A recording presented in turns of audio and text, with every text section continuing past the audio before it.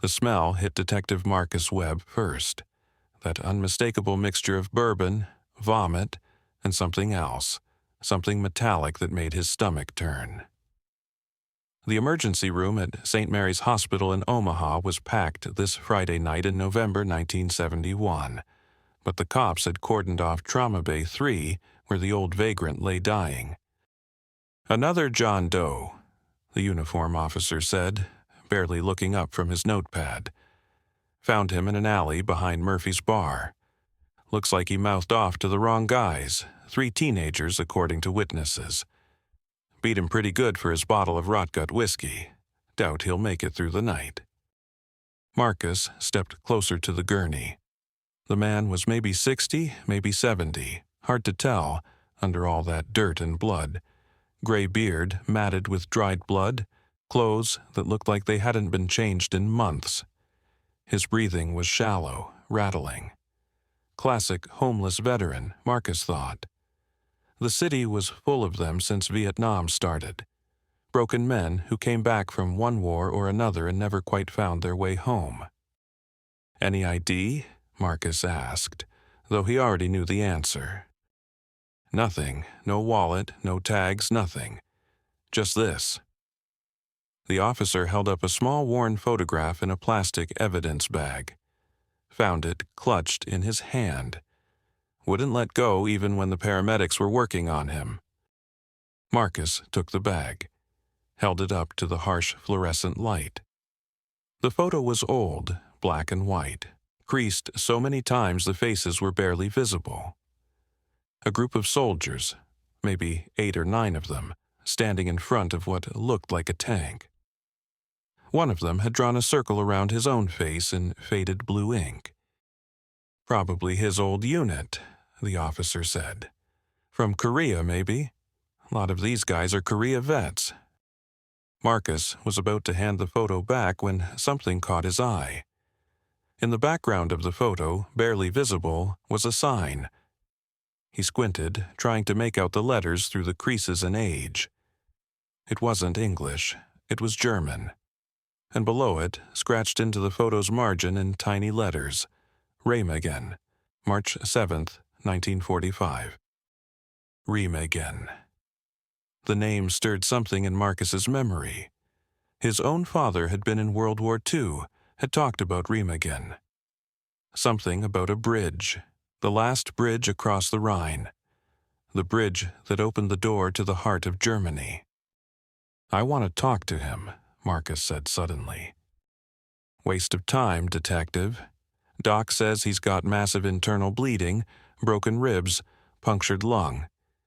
Even if he wakes up, he won't be coherent. Besides, we already got the kids who did it. Open and shut case. Just another dead bum." But Marcus was already moving toward the trauma bay. Something about that photograph, about Remagen, wouldn't let him walk away. He pushed through the curtain and stopped short.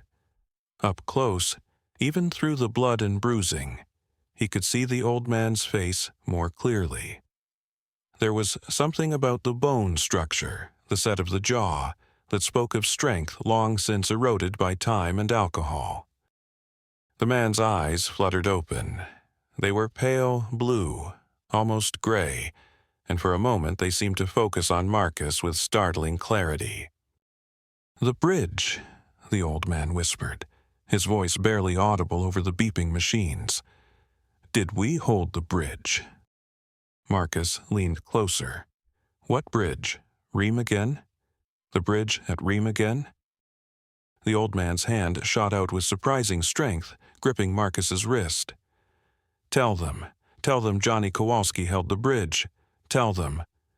He coughed, and blood speckled his lips. "Tell them the coward held the bridge." "You're not a coward," Marcus said automatically, but the old man was already shaking his head. "You don't understand. I was going to run. March 7th, 1945, I was going to run." His grip tightened. "But then I saw it, the most beautiful thing I'd ever seen. The bridge still standing. After all the bridges the Germans blew, this one was still there, and I knew if we could take it. The heart monitor began to beep faster. A nurse rushed in, pushed Marcus aside. "Sir, you need to leave." But the old man wouldn't let go of Marcus's wrist.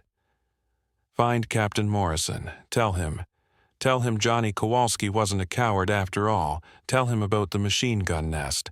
Tell him." The grip loosened. The beeping became a steady tone. The nurse called for a doctor, started chest compressions. Marcus found himself pushed out into the hallway, still holding the evidence bag with the photograph, his mind racing. Johnny Kowalski, Remagen, March 7, 1945. Marcus went straight to the library from the hospital. The main branch stayed open until midnight on Fridays, and he knew Mrs. Patterson, the night librarian, had a soft spot for him.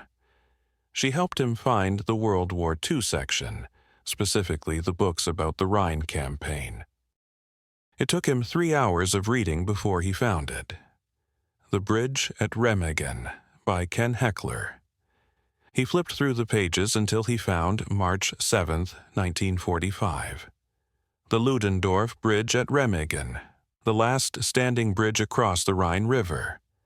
The Germans had attempted to demolish it as the American 9th Armored Division approached, but the charges failed to completely destroy the structure.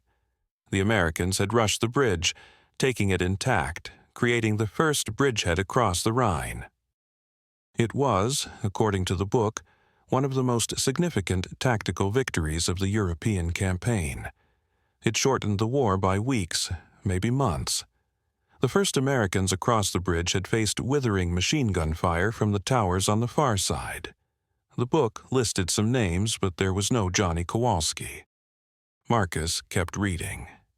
The fighting for the bridge had been fierce. The Germans had thrown everything they had at it: artillery, aircraft, even frogmen with explosives. For 10 days, until it finally collapsed from the damage, the bridge had been the most important piece of real estate in the European theater. 28 Americans had died taking and holding it. Still no mention of Johnny Kowalski. But then, in the footnotes, Marcus found something. A reference to a controversy. Something about medals that were recommended but never awarded. Politics, the footnote suggested. A cover-up of some kind. The author referenced documents at the National Archives that had been sealed until 1995. Marcus looked at his watch. 2 a.m. The old man would be dead by now. Another homeless veteran gone. Another story untold. But something wouldn't let Marcus let it go. Maybe it was the way the old man had gripped his wrist. Maybe it was the word coward, spoken with such bitter self-loathing. Maybe it was just that Marcus's own father had never talked about his war, had taken his stories to the grave 5 years ago. The next morning, Saturday, Marcus did something he'd never done before. He used his badge to get information he wasn't supposed to have. He called a friend at the Veterans Administration, gave him Johnny Kowalski's name and approximate age, said it was related to a murder investigation. 2 hours later, his friend called back. "Your boy's got quite a file," he said. "John Michael Kowalski, born 1923 in Pittsburgh, enlisted 1943, private first class, then corporal, then sergeant, all in the space of 2 years. Company A, 27th Armored Infantry Battalion, 9th Armored Division. That's all I can give you over the phone, but, Marcus, there's something else. Something sealed, something that requires special clearance to access." Marcus drove to the VA office that afternoon. His friend, Tom Rodriguez, met him in the parking lot with a manila folder. "I could lose my job for this," Tom said, handing over the folder. "But when I saw what was in there, Marcus, why didn't anyone know about this?" Marcus opened the folder. Inside was Johnny Kowalski's service record. Purple Heart, Bronze Star, Silver Star, and then, paper clipped to the back, a recommendation form that made Marcus's hands shake. Medal of Honor recommendation, March 8, 1945. For actions at the Ludendorff Bridge, Remagen, Germany. The citation read, Sergeant John M. Kowalski, despite being wounded in the initial assault on the Ludendorff Bridge, voluntarily remained at an exposed position under intense enemy machine gun and artillery fire to provide covering fire for advancing troops. When German forces counterattacked with overwhelming numbers, Sergeant Kowalski single-handedly manned a captured MG-42 machine gun for over 3 hours, repelling multiple enemy attempts to retake the bridge's eastern approach. Despite suffering additional wounds from shrapnel and small arms fire, Sergeant Kowalski refused medical evacuation and continued to hold his position until relieved. His actions directly resulted in the successful establishment of the first Allied bridgehead across the Rhine River. Sergeant Kowalski is credited with killing an estimated 50 to 75 enemy soldiers and preventing the destruction of the bridge by German combat engineers. Below the citation in red ink, denied, insufficient political value, direct order, General W.B. Marcus read it again. And again. This man, this bum who had died alone and unmourned in a hospital trauma bay, had been a hero. Not just a hero, the hero of one of the most important battles of World War II, and someone had covered it up. But why? What possible reason could there be to deny this man his medal? The answer came from an unexpected source. Marcus had been making calls all weekend, trying to track down anyone who might have served with Kowalski. Most were dead. The few survivors he found claimed not to remember him. But then, on Sunday evening, he got a call. Detective Webb? My name is Anthony Morrison. I understand you've been asking about Johnny Kowalski. Morrison. Captain Morrison. The name the dying man had mentioned. You knew him? Marcus asked. I was his company commander at Remagen. I'm living in a retirement home in Chicago now. Can you come see me? There are things that need to be said, things I've been carrying for 26 years. Marcus drove through the night, arriving at the Sunset Manor retirement home just as the sun was rising Monday morning. Anthony Morrison was waiting for him in the lobby, a frail man in his 70s, wearing a cardigan and pressed slacks, his hands trembling slightly from Parkinson's. I recommended Johnny for that medal, Morrison said without preamble, leading Marcus to a quiet corner of the day room. Wrote it up 3 times. Each time, it came back denied. You want to know why? Marcus nodded. Because Johnny Kowalski wasn't supposed to be a hero. He was supposed to be a coward. Morrison's eyes, still sharp despite his age, fixed on Marcus. The night before we took the bridge, Johnny came to me. He was scared. Hell, we were all scared. But Johnny had just gotten a Dear John letter from his girl back home. His mother had died while he was fighting in the Ardennes. His younger brother had been killed in the Pacific.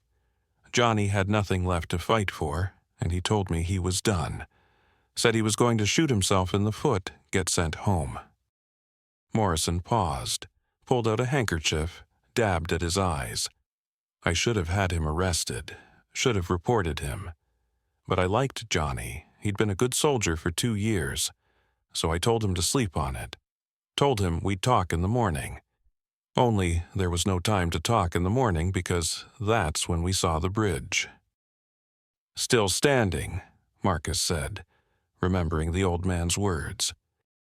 Still standing, Morrison confirmed. It was like seeing the gates of heaven. We all knew what it meant. If we could take that bridge intact. So we rushed it. No planning, no preparation, just a mad dash across 600 yards of open ground. Johnny was in the first wave. I saw him hesitate at the approach, saw him start to turn back. And then Morrison stopped, stared out the window at the gray Chicago morning. And then, Marcus prompted. And then he saw Paulson get hit. Tommy Paulson, youngest kid in the company. 18 years old, from some farm in Nebraska. Machine gun cut him down right at the bridge entrance. He was screaming for his mother, and Johnny. Johnny just changed, like something broke inside him, or maybe something fixed itself. He grabbed Paulson, dragged him to cover, then grabbed a bar from a dead soldier and charged the east tower alone. Morrison pulled out his own photograph, this one much clearer than the one Johnny had died holding. He pointed to a young man with dark hair and intense eyes. That's Johnny, before Remagen. See that look? That's a man who still believed in something. After Remagen, after what he did, that look was gone. Tell me what he did, Marcus said. He cleared the tower. 5 Germans with a machine gun nest. Johnny killed them all.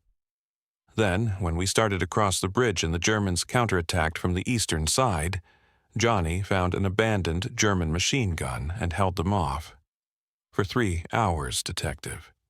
3 hours of continuous combat. He was hit at least 5 times, shrapnel, bullets.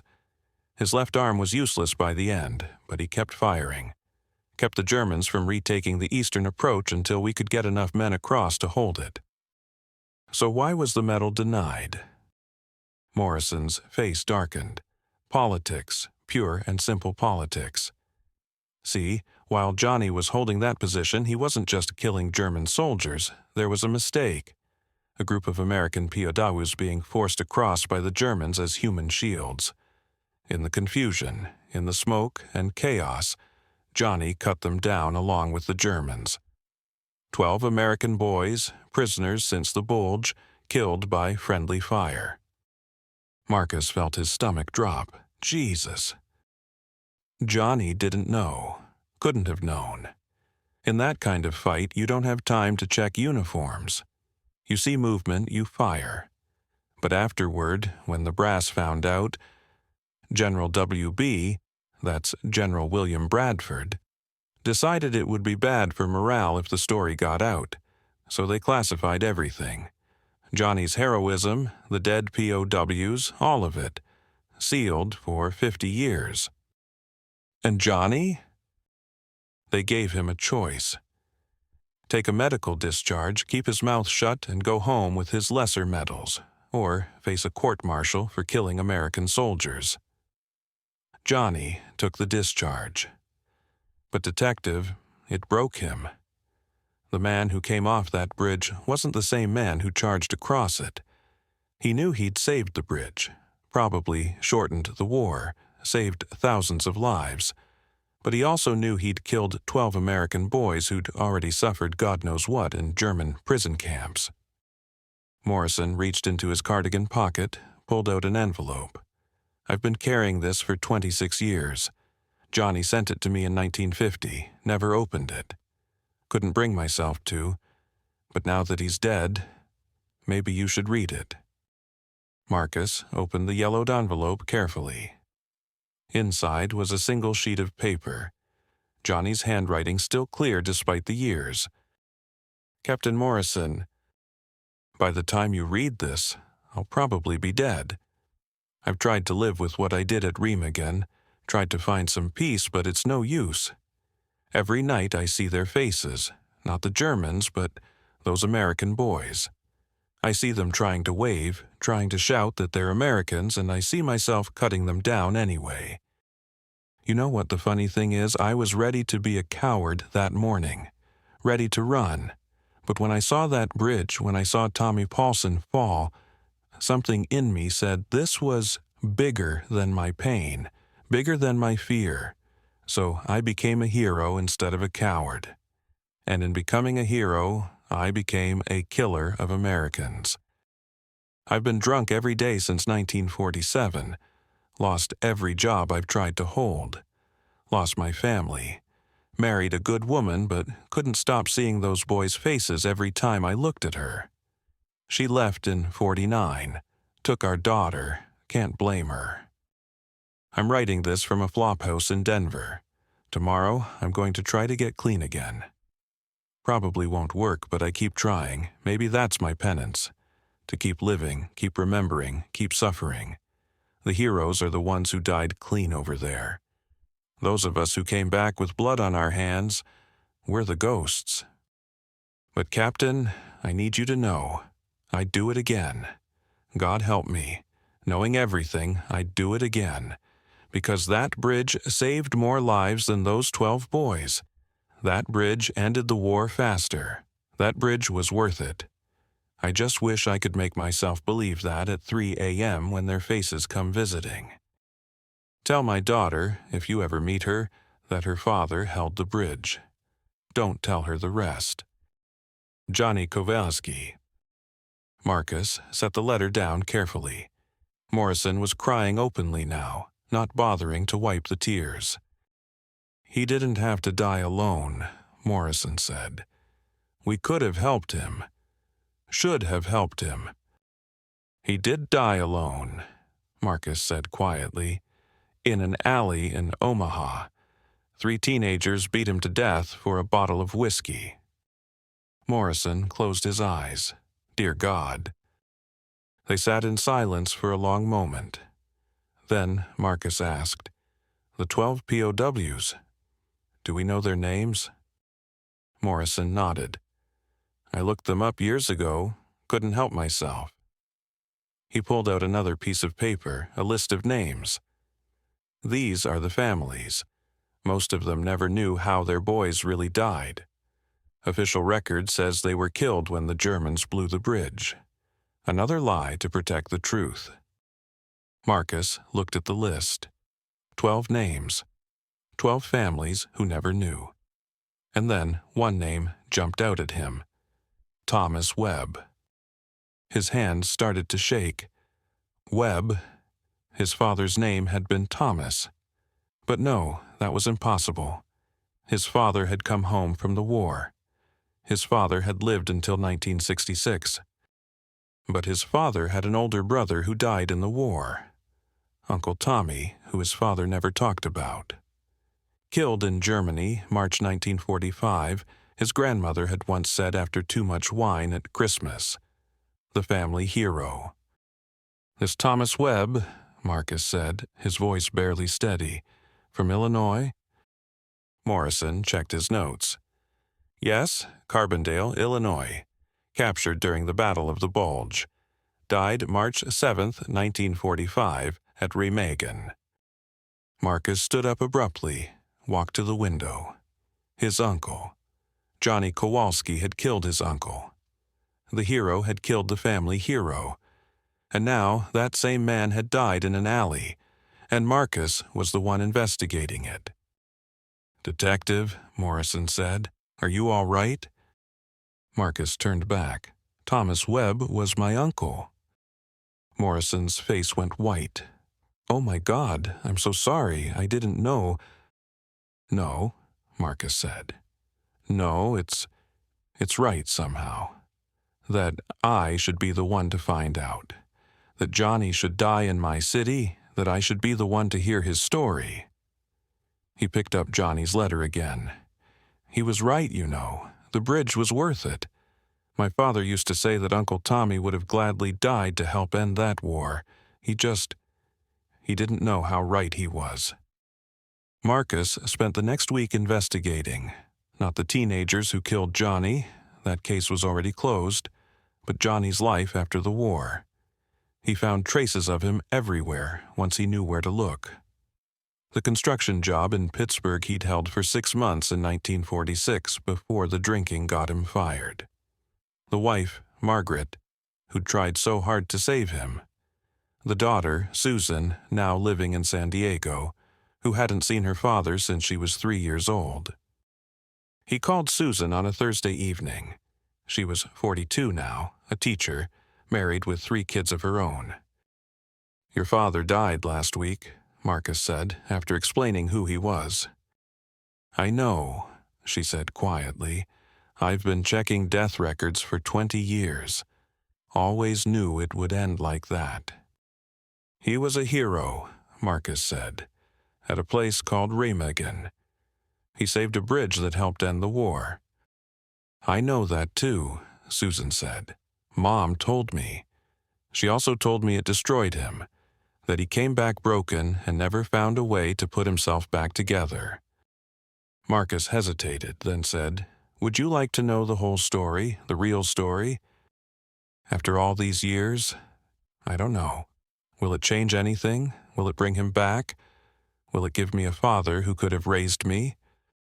"No," Marcus admitted, "but it might help you understand why he couldn't." There was a long pause. Then Susan said, "Yes, tell me."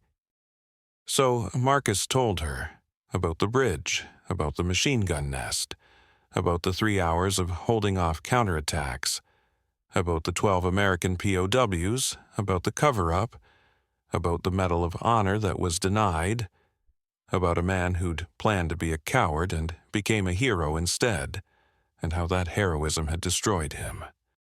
When he was done, Susan was crying. "He never told anyone?" "He told me," Marcus said, "at the very end.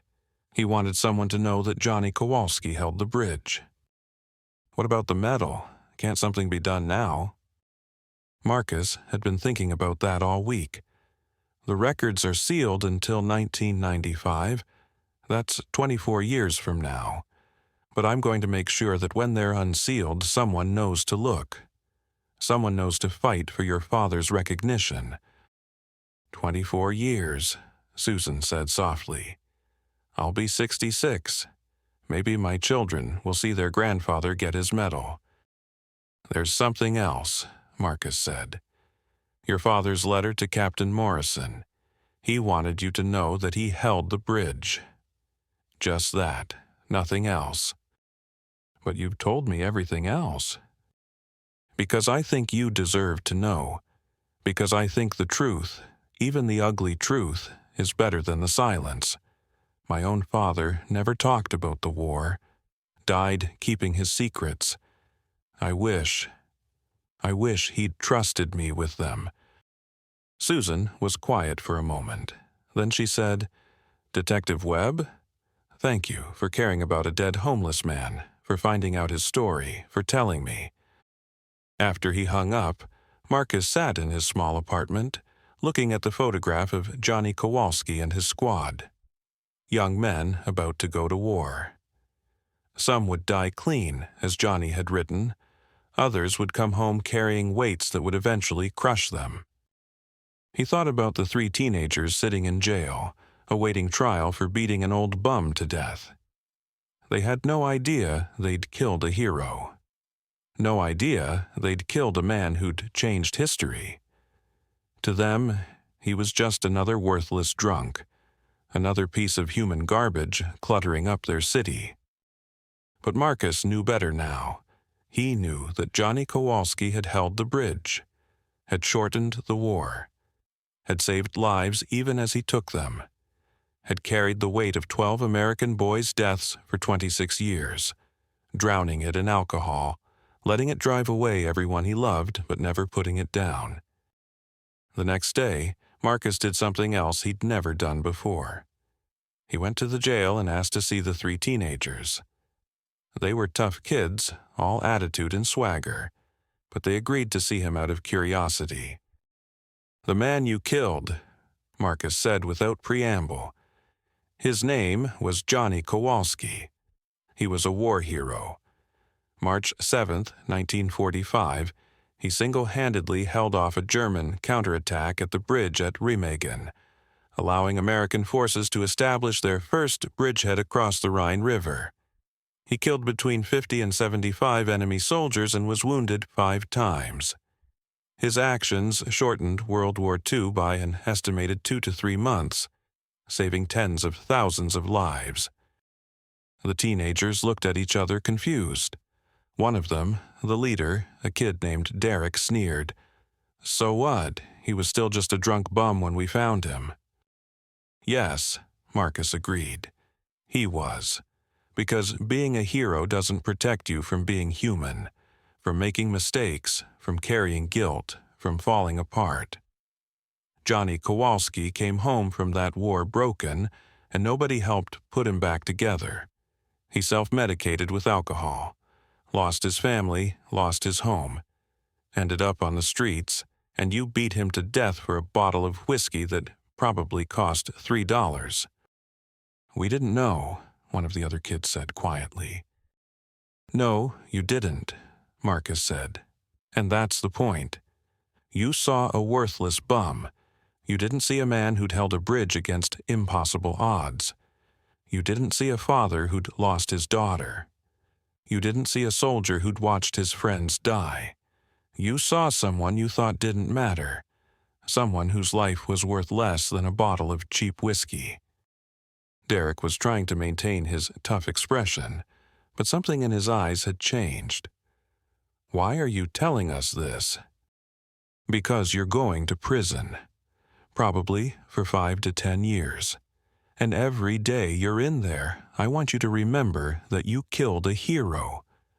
Not because it will change what you did, but because maybe, just maybe, when you get out, you'll look at the homeless, the drunk, the broken, and wonder what bridge they might have held, what story they might be carrying, what hero might be hiding under all that dirt and despair.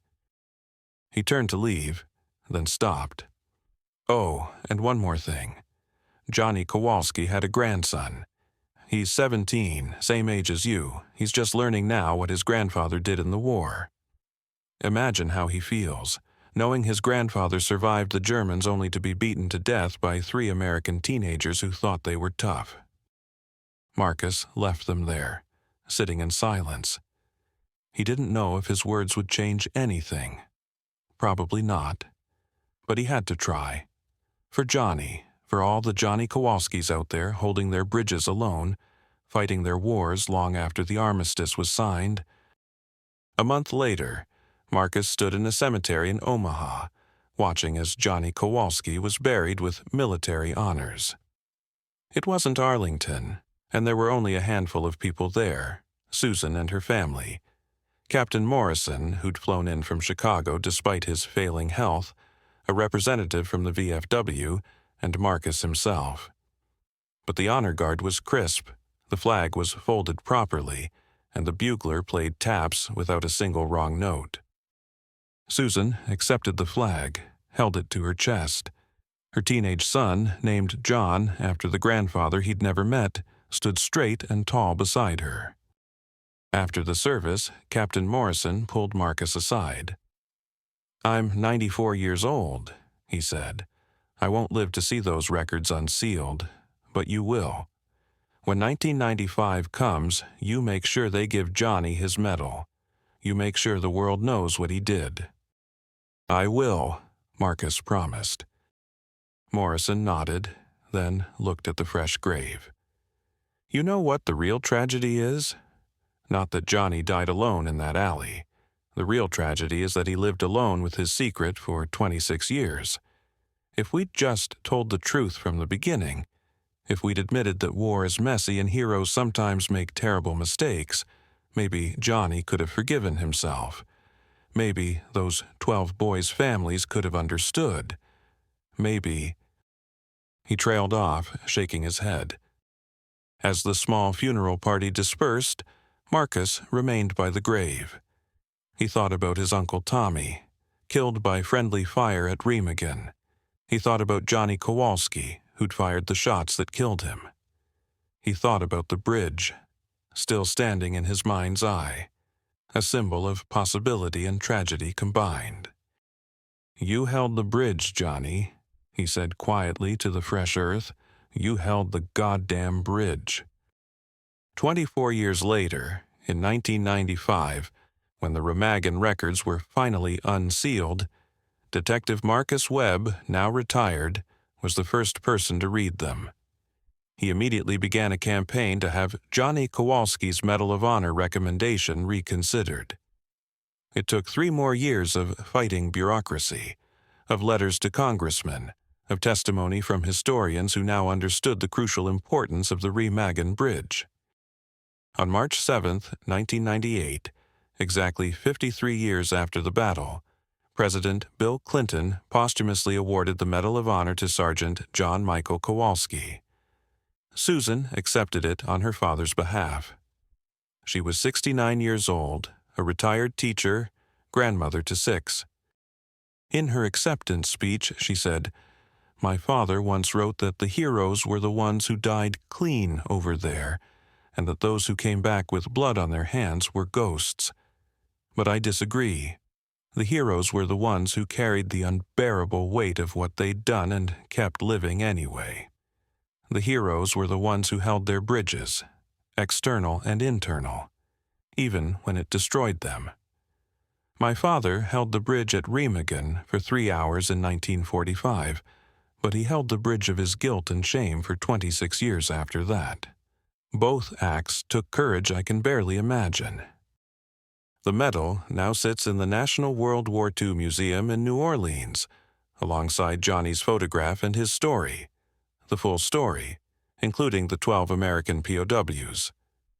It's a reminder that heroism and tragedy often wear the same face, that the line between courage and catastrophe can be as thin as morning fog over the Rhine. And in Omaha, in a small cemetery on the north side of town, Johnny Kowalski's headstone has been replaced. The new one reads, Sergeant John Michael Kowalski, 1923, WWII. Medal of Honor. He held the bridge. Every Veterans Day, someone leaves a bottle of bourbon at the grave. Good bourbon, not rot gut. Sometimes it's Susan or one of her children. Sometimes it's one of Marcus Webb's kids, honoring both the man who killed their great-uncle and the man who held the bridge. Sometimes it's a stranger who read the story and understands that heroes don't always get to come home whole, that sometimes the greatest courage is just continuing to live when every cell in your body wants to quit. The 3 teenagers who killed Johnny Kowalski all served their time. One died in a bar fight 2 years after release. One disappeared into the streets, becoming perhaps another ghost carrying his own bridge. But the third, Derek, became a counselor at a Veterans Administration hospital, working specifically with homeless vets. He keeps Johnny's picture on his desk, a reminder that everyone has a story.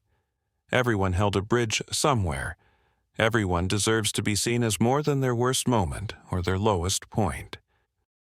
He tells Johnny's story to every new patient. How a hero died in an alley. How 3 stupid kids killed a man who'd saved thousands.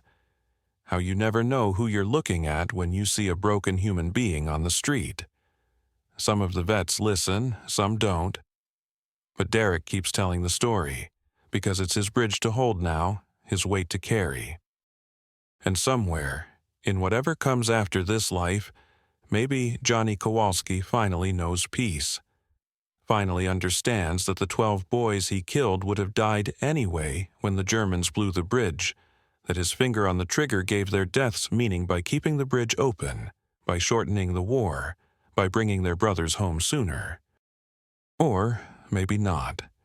Maybe some weights can never be put down, some bridges must be held forever.